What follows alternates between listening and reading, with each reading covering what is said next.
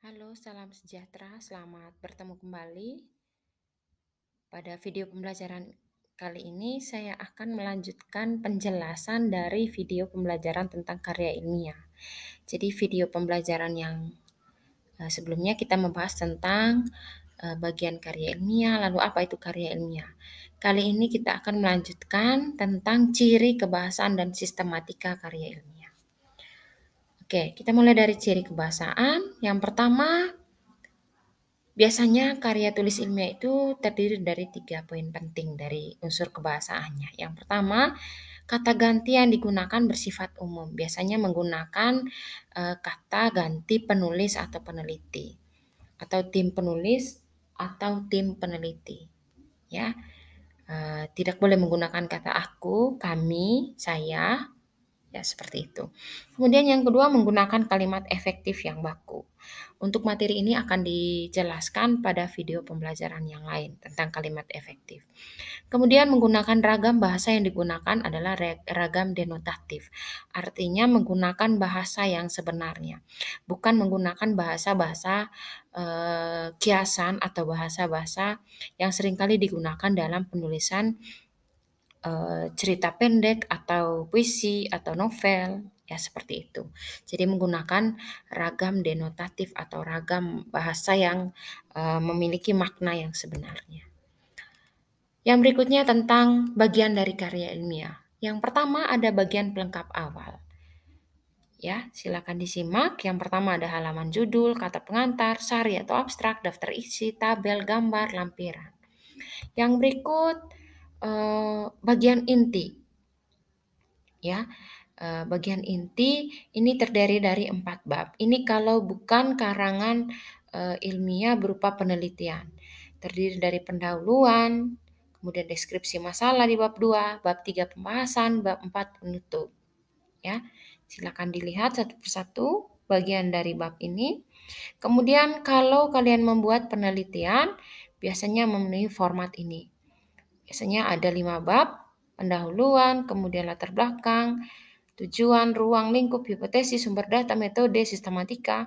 Lalu bab 2 ada tinjauan pustaka, bab 3 pelaksanaan hasil penelitian atau pembuktian hipotesis, bab 4 pembahasan, ya. Bab 5 penutup berisi kesimpulan dan saran.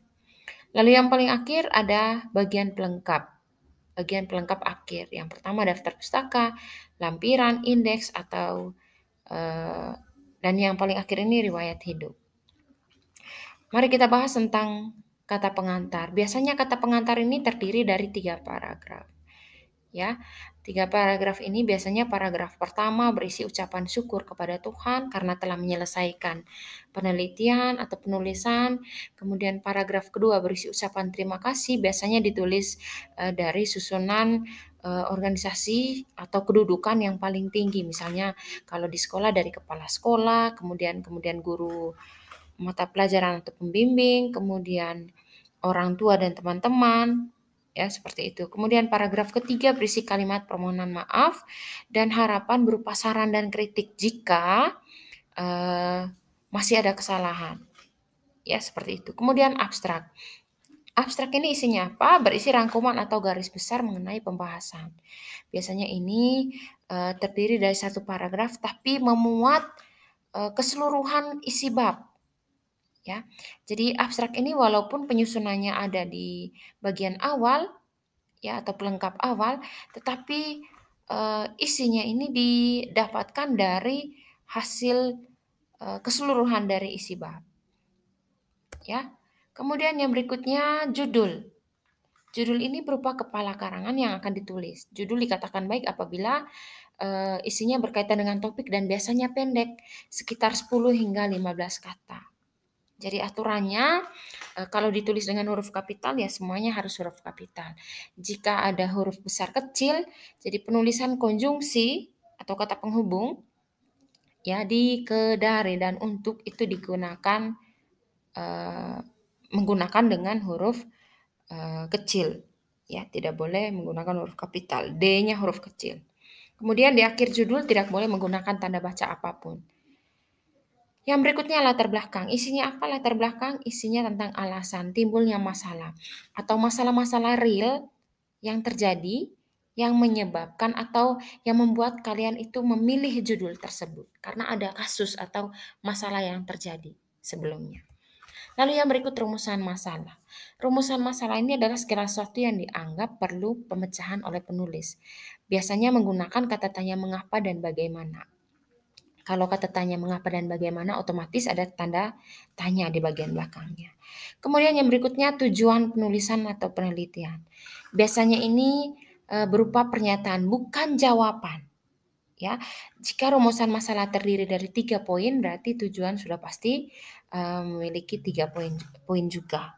Ya, biasanya kalau rumusan masalah itu menggunakan kata mengapa dan bagaimana, tujuan itu menggunakan kata untuk mengetahui. Karena dia berupa pernyataan, jadi bagian akhirnya menggunakan tanda baca titik. Oke, contohnya seperti berikut ya. Silakan diperhatikan contoh rumusan masalah menggunakan kata tanya bagaimana ada 5 poin. Ya, tanda bacanya juga ada tanda tanya bagian akhirnya. Oke, yang berikutnya sedangkan tujuannya terdiri dari 5 juga. Seharusnya 5 juga ya. Oke, jadi contoh yang saya pilih ini terdiri dari 5 rumusan masalah dan juga 5 tujuan. Perhatikan kata untuk mengetahui. Kalimat yang selanjutnya itu sama persis ya dengan kalimat dari rumusan masalah. Yang membedakan hanya kata tanya, mengapa dan bagaimana dan juga untuk mengetahui. Selanjutnya kerangka teoritis. Disebut juga kajian pustaka atau teori landasan atau landasan teori. Maaf, ini mungkin typo ya. Yang berikutnya metodologi penelitian. Ini ada beberapa jenisnya ya. Metode deskriptif biasanya disebut yang paling sering disebut itu kualitatif dan kuantitatif, padahal itu bagian dari metode deskriptif. Kemudian metode eksperimen dan metode penelitian kelas. Ya, yang terakhir penutup, isinya apa? Berisi paparan tentang isi pokok karya ilmiah. Jadi isi dari penutup ini berupa kesimpulan dan saran. Ya, kesimpulan merupakan pemaknaan kembali sebagai sintesis dari keseluruhan unsur penulisan. Sedangkan saran ini opini yang diungkapkan sebagai refleksi. Apa harapannya? Berikutnya daftar pustaka. Biasanya daftar pustaka ini memuat sumber-sumber ya atau referensi dari kutipan yang kita ambil di bagian pembahasan entah bab 1 atau bab 2 atau bab 3, 4, 5. Ya.